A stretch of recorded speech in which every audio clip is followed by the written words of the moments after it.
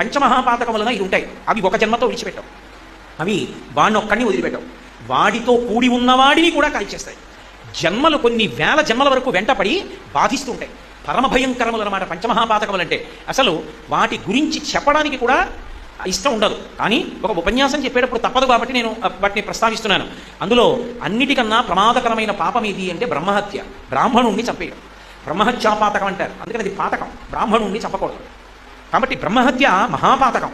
రెండవది చౌర్యం, అది విశేషించి బంగారాన్ని దొంగిలించడం. అంటే మిగిలిన దొంగిలించచ్చన్న ఉద్దేశం కాదు, బంగారం జోలికి ఎప్పుడూ వెళ్ళకూడదు, దొరికినా ముట్టుకోకూడదు. అందుకే స్వర్ణం దొంగతనం చేశాడనుకోండి కట్టి కుడిపేస్తుంది కొన్ని జన్మల పాటు.